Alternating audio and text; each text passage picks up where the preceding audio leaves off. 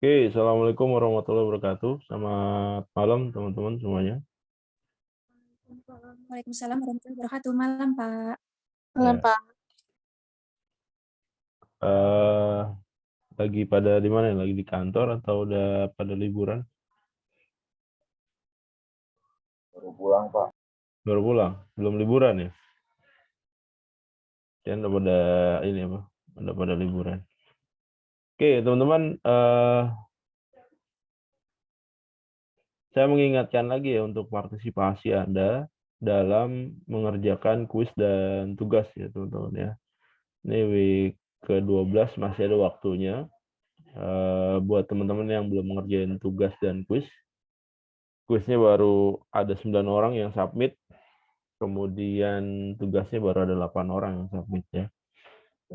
Ini deadline-nya sampai tanggal, bentar, saya cek. Sampai tanggal 28 ya, masih ada 5 hari lagi. Jangan tunggu besok-besok, nanti khawatir pas Anda pending-pending ternyata ada kerjaan yang mendadak.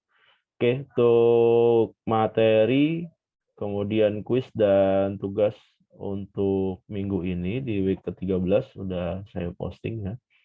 Teman-teman udah bisa sekalian ngerjain juga. Jadi ngerjain week 12 sama week ke-13. Oke, bahasan kita di week ke-13 ini kita bicara tentang perencanaan testing. Week 13 ini udah mau sesi-sesi akhir, minggu depan 14.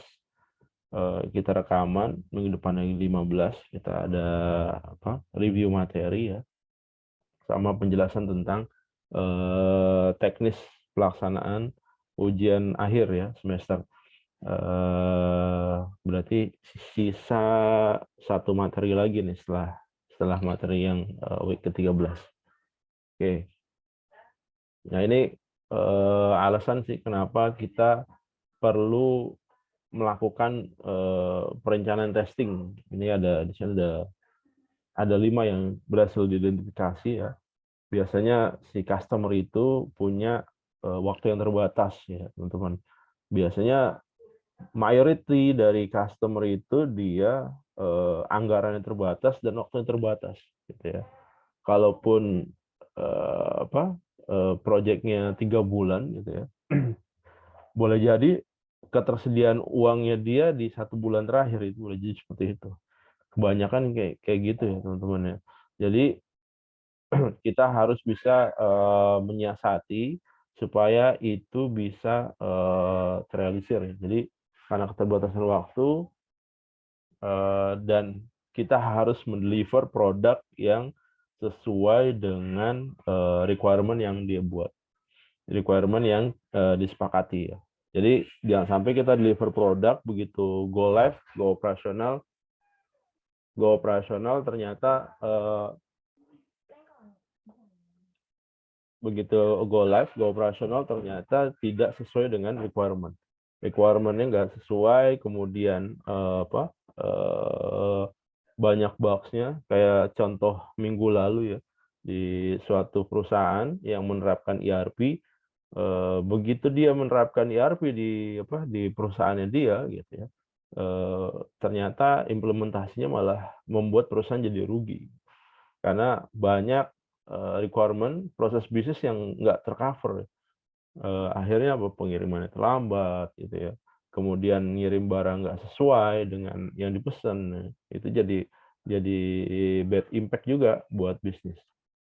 Oke, yang kedua, cakupan dan reliabilitas dari pemenuhan usaha tes biasanya cuma dugaan.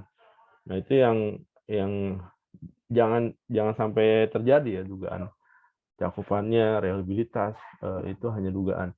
Jadi tanpa tanpa mengetahui operasionalnya, tanpa bisa mengkondisikan sistem informasi tersebut dioperasionalkan secara layak gitu ya, Anda main deliver aja. Asumsinya waktu Anda coding nggak ada masalah gitu ya, dan sesuai dengan requirement, main dipakai aja tuh softwarenya. Nah itu jadi masalah juga gitu ya. Yang ketiga, estimasi kebutuhan jadwal, sumber daya tes, dan penilaian kesiapan sistem untuk diserahkan coba-coba dalam suatu kondisi yang penuh dengan ketidakpastian. Kemudian sistem modern, ini biasanya UI-nya, client server, teknologi baru, begitu kompleks, dan banyak produk baru atau subsistem yang membutuhkan untuk diintegrasikan dan bekerja sama. Biasanya kalau Anda pakai SDLC ya, biasanya kan dibuat per part-part. Begitu diintegrasikan, gitu, ternyata banyak masalah yang muncul. Gitu ya. Waktu masih unit-unit, masih pecahan-pecahan proses bisnis itu nggak ada masalah. Tapi begitu integrasikan, masalah itu baru muncul. Bisa jadi nama yang nggak keluar, gitu ya. Bisa jadi waktu narik datanya bentrok, gitu ya. Macam-macam biasanya masalahnya begitu masuk integrasi. Padahal waktu di testing per unit-unit itu udah nggak ada masalah. Nah, itu harus disiasati. Yang kelima, tanpa organisasi yang efektif dan efisien, testing adalah rendah. Gitu ya. Kemudian yang kedua, objektivitas rencana testing ada 3 bagian ya. Yang pertama, fasilitasi tugas teknis dari testing, kemudian meningkatkan komunikasi tentang tugas dan proses testing. Yang ketiga, menyediakan struktur untuk perorganisasian, jadwal, dan pengaturan proses testing. Yang pertama, fasilitasi tugas teknis dari testing itu meningkatkan cakupan tes. Item-itemnya satu, meningkatkan cakupan tes, ya. Mulai dari fitur, komponen, layar, error message, konfigurasi hardware, ya, dan lain-lain. Yang kedua, menghindarkan dari pengulangan yang nggak dibutuhkan, ya, berdasarkan daftar cek yang ada dalam. Jadi biasanya udah ada listnya ya saat Anda melakukan testing ya. Jadi saat Anda melakukan perencanaan udah tertera apa yang perlu dites. Gitu. Jadi kalau Anda mengulang-ulang proses, boleh jadi nanti akan takes time juga. Bukan hanya takes time, jadi bisa jadi anggarannya akan kepake juga di situ. Karena apa? Karena kalau jadwalnya molor, ya otomatis biayanya juga tambah besar. Karena di situ ada apa? Ada salary buat engineer yang melakukan tes, gitu. Dan itu juga bermacam-macam tuh. Oke, yang ketiga, menganalisa program untuk test case yang baik. Yang keempat, penyediaan structure ya, tes integrasi akhir gitu. Kemudian meningkatkan efisiensi tes dengan mengurangi jumlah tes tanpa meningkatkan jumlah bug yang terlewatkan. Jadi begitu kita mengorganisir ya, apa aja yang harus dilakukan gitu ya, maka kita bisa melakukan reducing. Kira-kira testing apa yang sudah di cover oleh langkah sebelumnya. Kalau langkah sebelumnya udah mengcover bagian tersebut, ya berarti nggak usah diulangin lagi. Gitu. Kemudian cek pemenuhan dengan melihat keseluruhan dari rencana tes terhadap cakupan area dari program, cakupan bugs, ya, cakupan kelas-kelas tes, dan cakupan sederhana dari test cases. Yang kedua, meningkatkan komunikasi.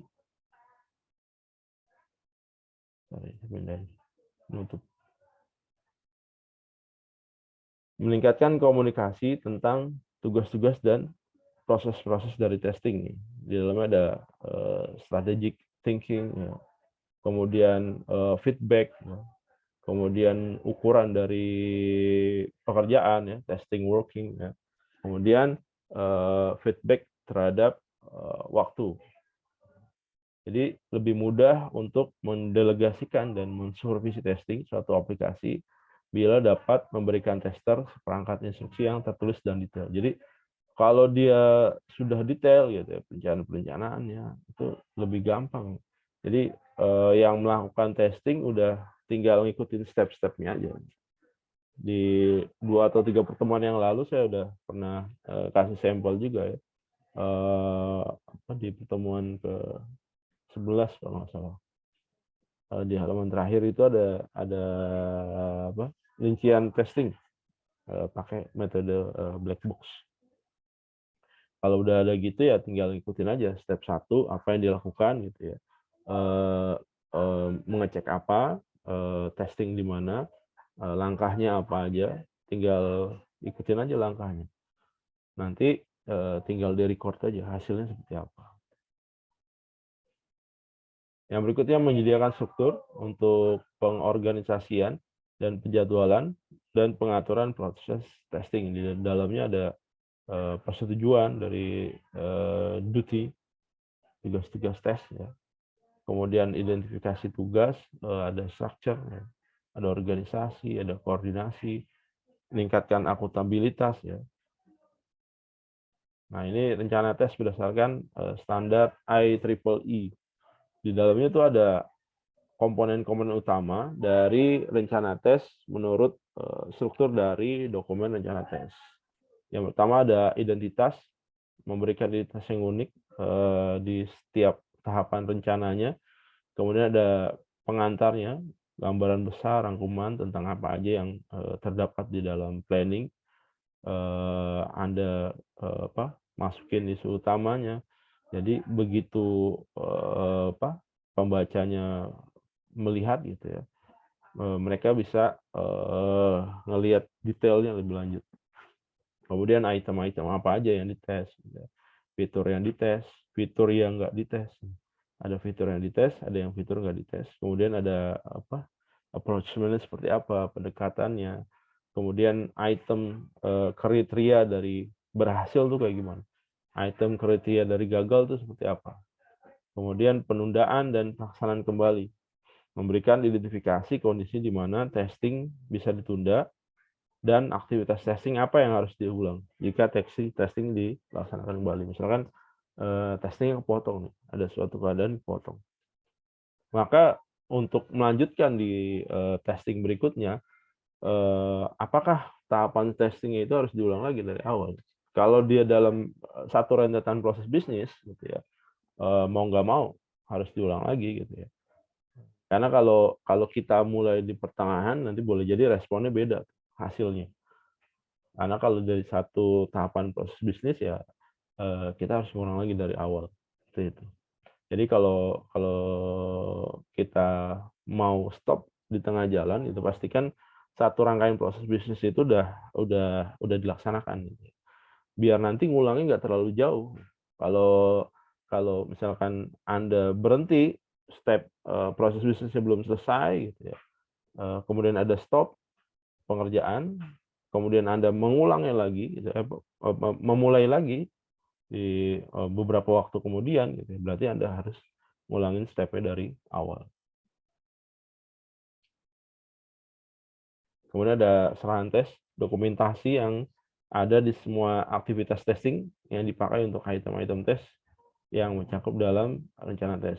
Ada tugas-tugas testing, kebutuhan lingkungan, tanggung jawab, ya, staffing, dan kebutuhan pelatihan, ya, memberikan spesifikasi pada siapa saja yang melaksanakan tugas-tugas testing, kebutuhan tingkat kemampuan, dan tiap kebutuhan yang akan pelatihan yang khusus. Kemudian ada jadwal, ya, resiko, dan kontingensi, memberikan identifikasi tiap asumsi resiko tinggi dari rencana, dan kontingensinya apa nih untuk tiap resiko yang terdaftar. Jadi ada resiko-resikonya dan udah punya stepnya. Kalau misalkan ditemui kejadian A, maka yang harus dilakukan apa? Kalau ditemuin kejadian B, maka yang harus dilakukan apa? Gitu ya. Kemudian ada persetujuan. Ini biasanya ada penandatanganan ya sebagai tanda bahwa rencana sudah diketahui dan disetujui. Kemudian apa sih bedanya tes terstruktur dan nggak terstruktur? Kalau biasanya sih memang nggak ada yang 100% tes itu terstruktur 100% gitu.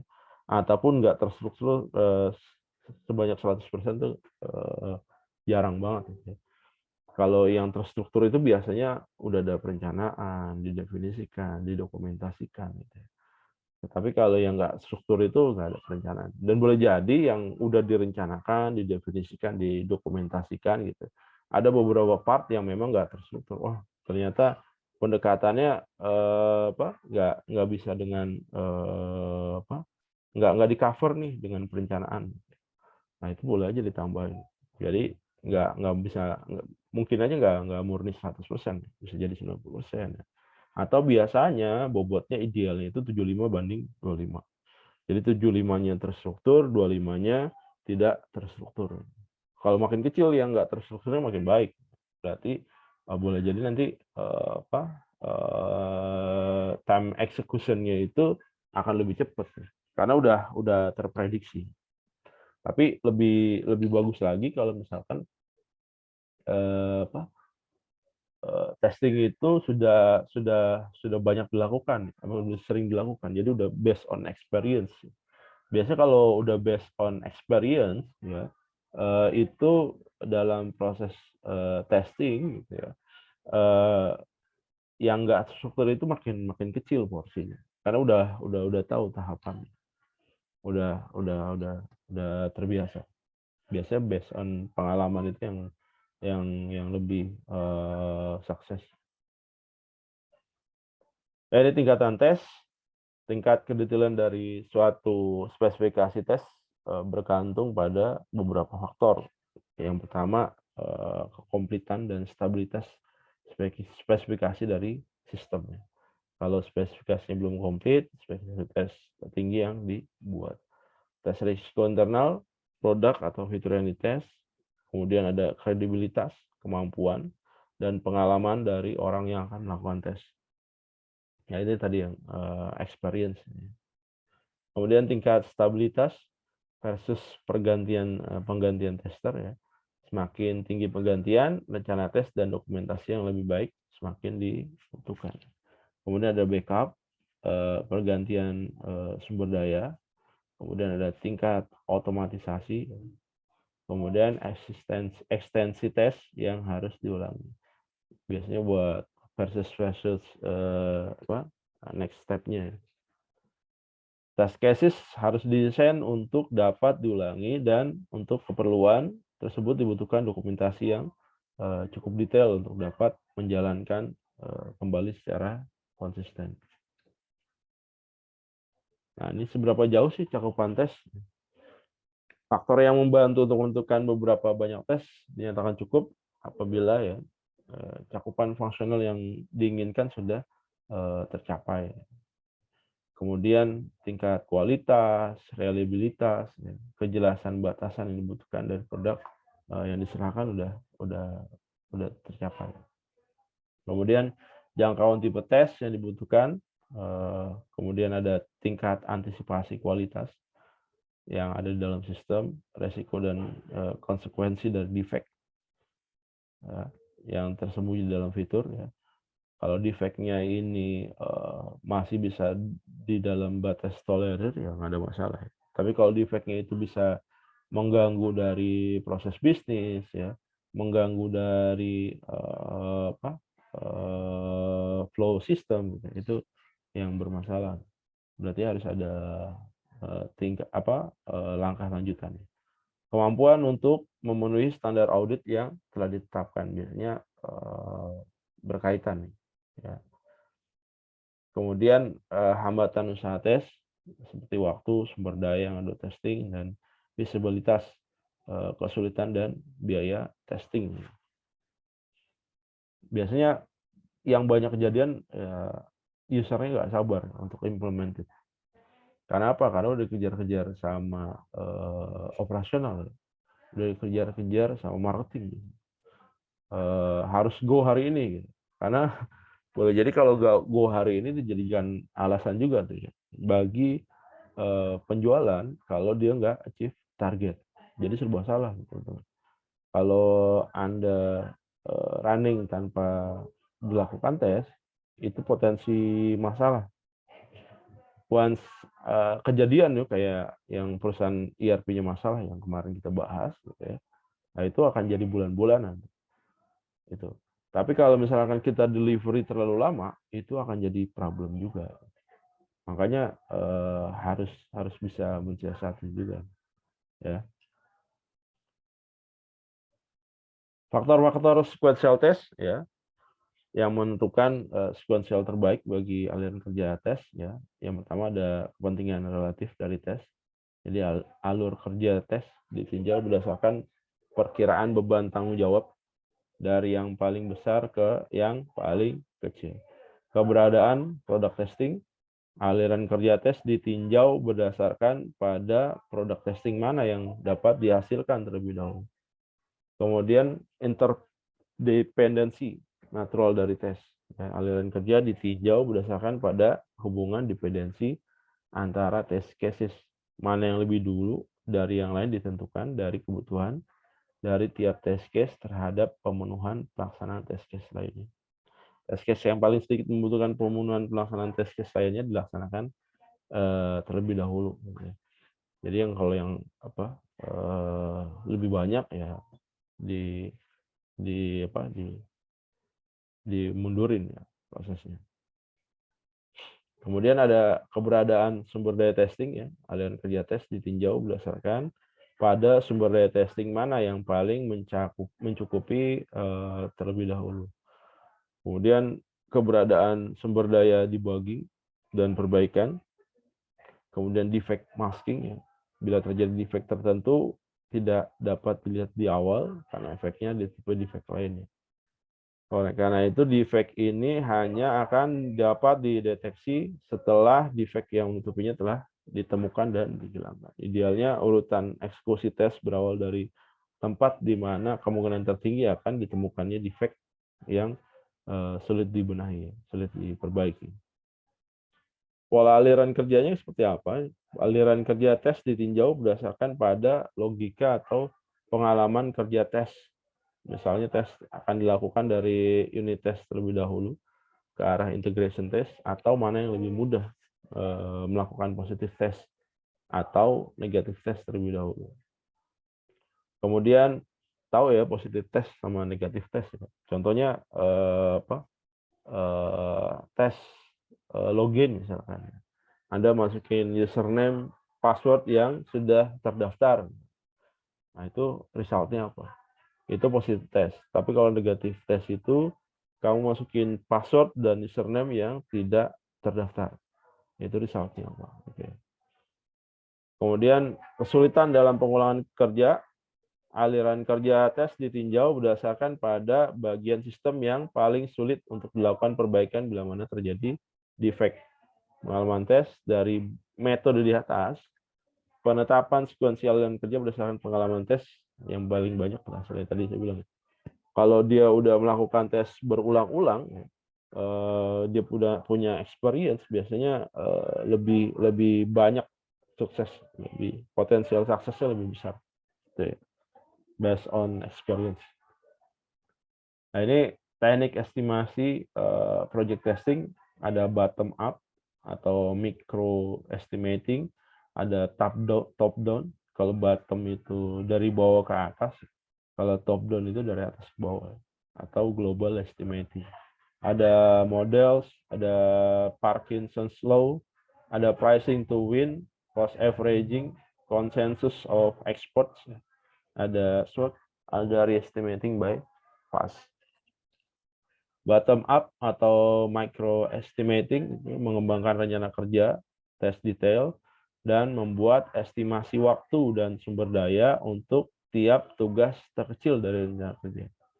Terdapat 3 batasan di teknik bottom up. Yang pertama, bottom up estimating nggak bisa dilakukan sampai daftar tugas detail telah dibuat. Jadi harus tugas detailnya harus dibuat.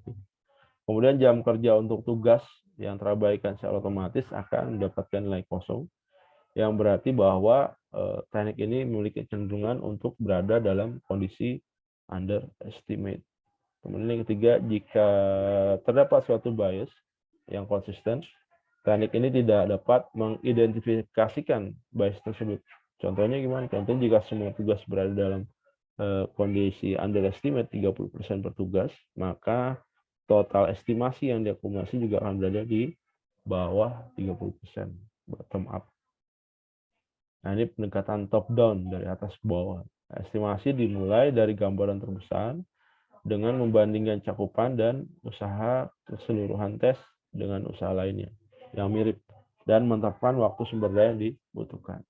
Kemudian dia menyediakan sanity check atau cross check bagi estimasi yang dikembangkan dengan metode-metode yang lain. Kemudian ada models, formulae.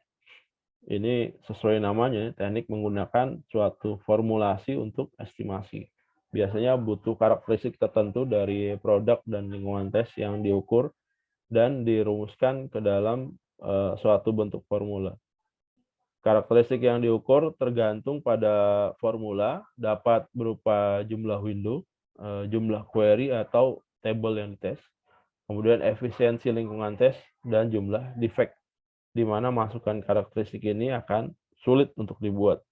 Pembuat formula atau model tergantung pada pengalaman terhadap sistem yang akan dimodelkan. Oke. Kemudian ada Parkinson's Law. Ya. Estimasi nggak hanya berupa proses kalkulasi kuantitatif, kadang faktor manusia dimasukkan seperti kemampuan negosiasi.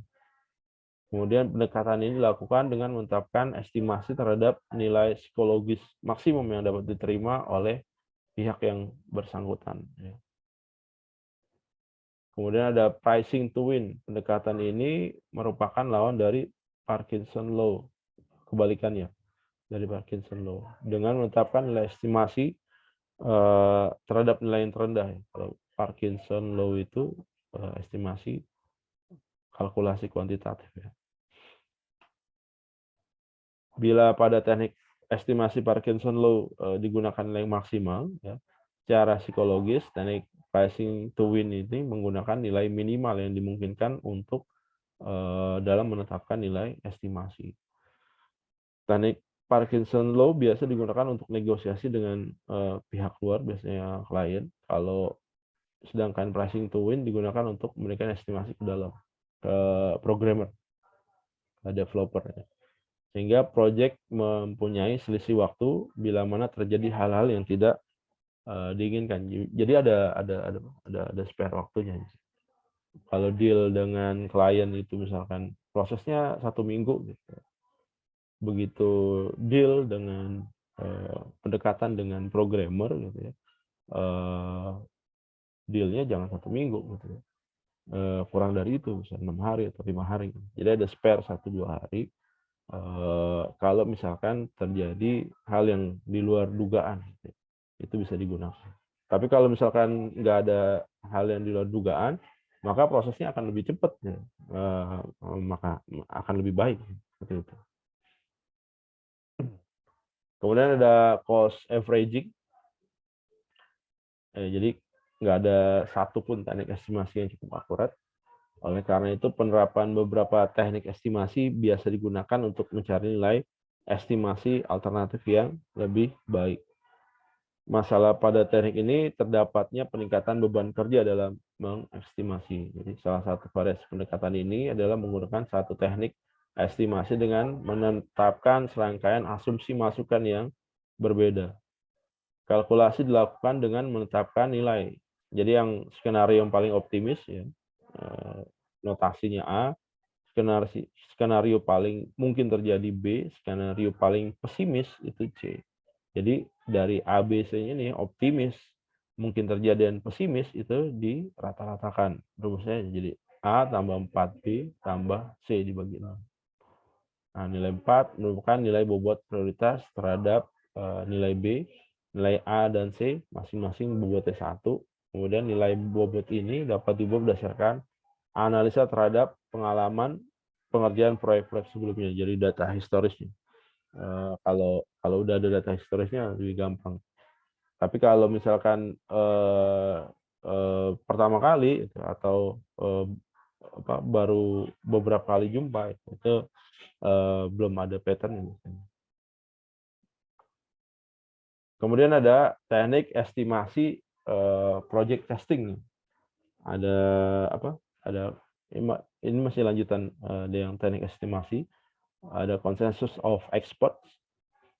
pendekatan dilakukan dengan menggunakan orang yang telah berpengalaman, yang punya experience, dan ahli untuk melakukan estimasi.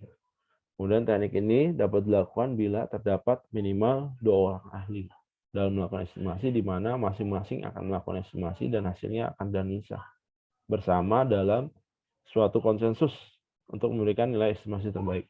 Makanya expert itu penting ya teman-teman. Kalau udah assume by expert, biasanya pendekatannya lebih mendekati waktu pengerjaan. Karena dia tahu tuh, dia pernah ngalamin untuk melakukan pengetesan di suatu project testing gitu ya. Dia udah tahu hambatannya apa aja, yang akan ditemui seperti apa. Nah, maka dari situ dia udah mulai bisa memprediksi. Nah, kalau dengan 2 orang ahli ini bisa di compare nanti 2 orang ahli ini. Makin mendekati asumsi waktu pengerjaannya, maka akan lebih akurat nanti sesuai dengan waktu pengerjaan. Kemudian ada scientific wild as guess.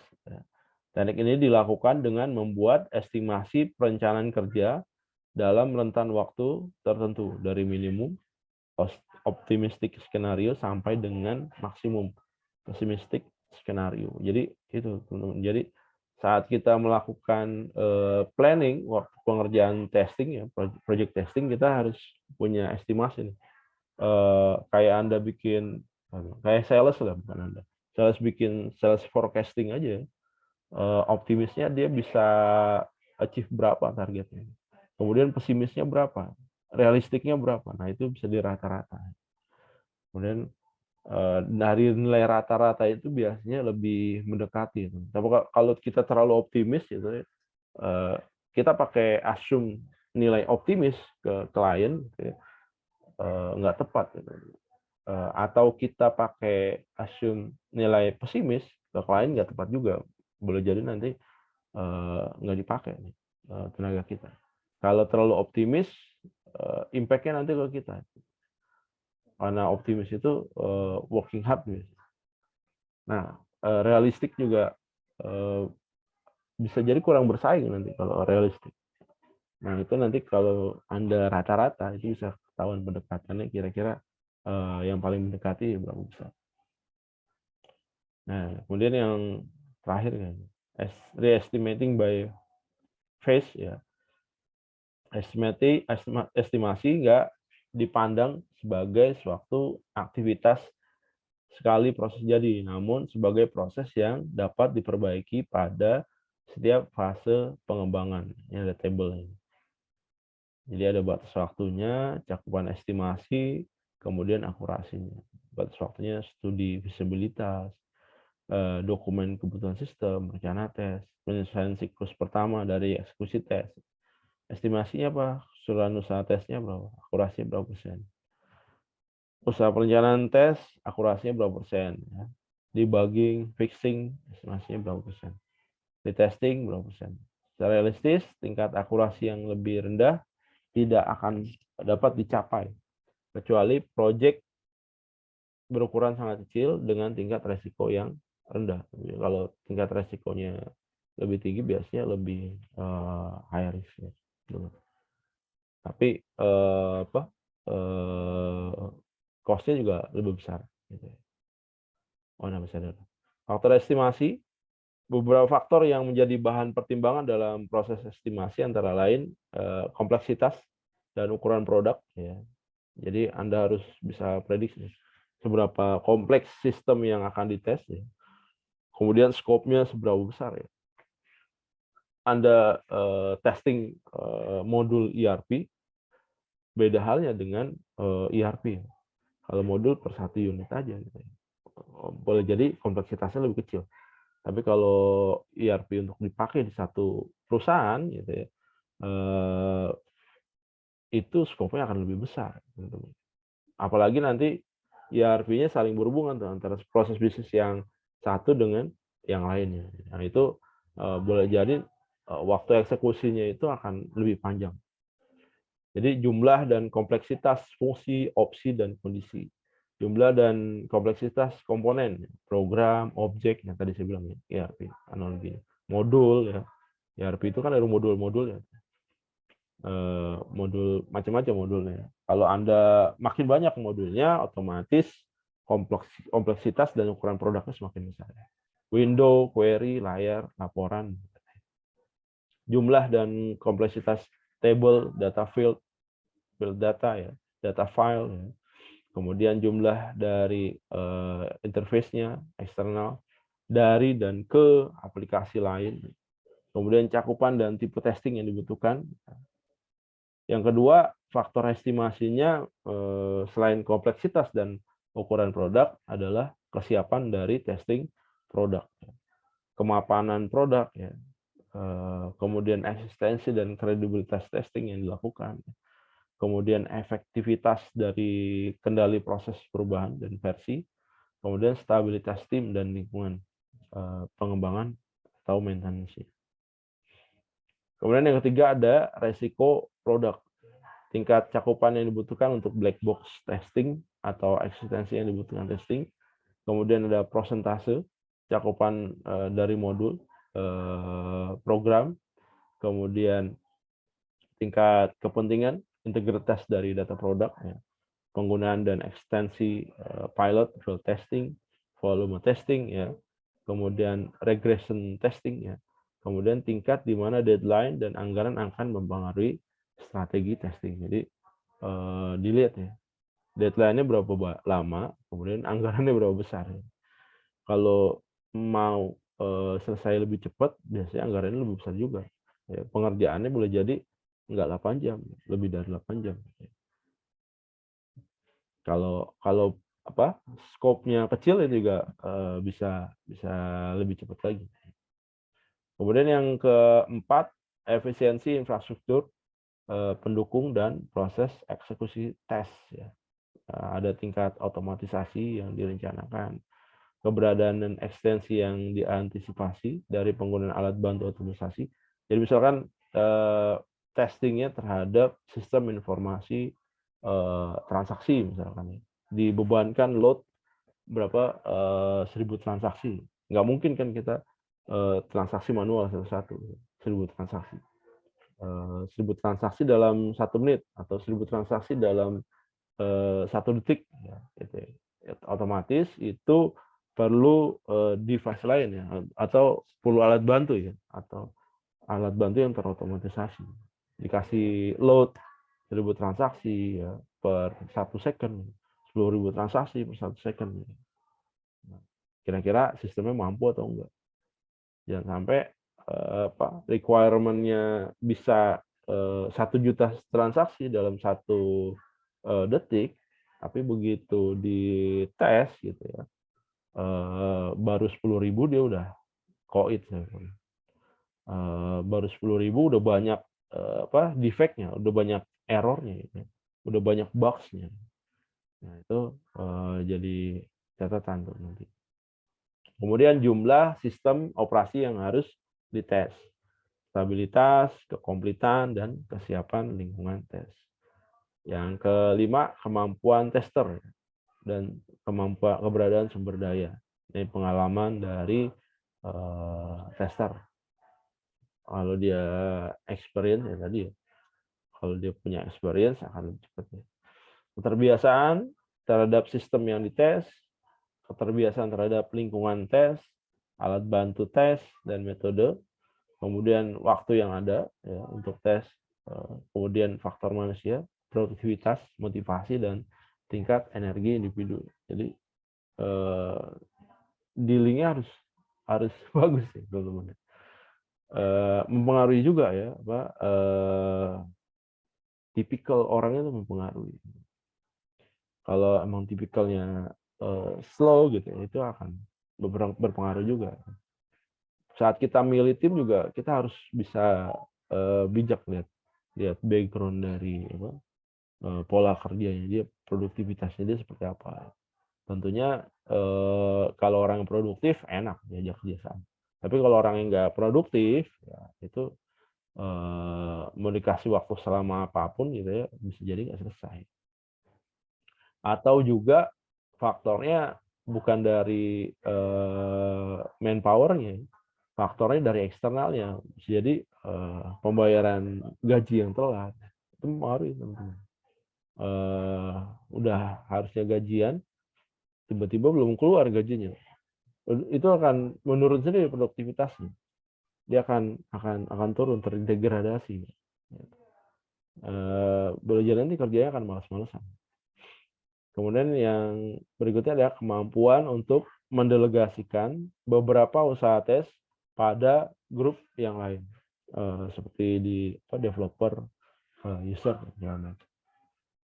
Oke, teman-teman, itu yang bisa saya sampaikan. Saya ulangi lagi, teman-teman ya. Ada 9 orang yang join. Jangan lupa teman-teman untuk mengerjakan tugas dan kuis ya di seksi 12 ya. Kalau di sini baru ada 8 orang yang submit tugas, ada 9 orang yang baru submit kuis ya, teman-teman. Jangan sampai ketinggalan kuisnya, sayang banget. Karena kalau Anda ketinggalan, Anda nggak bisa ngulangi.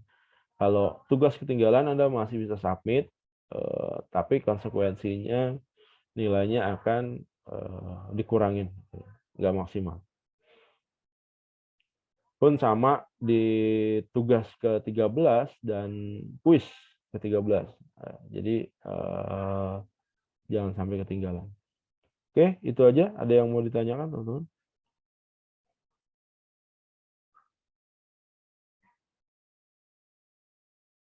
Ada yang mau ditanyakan?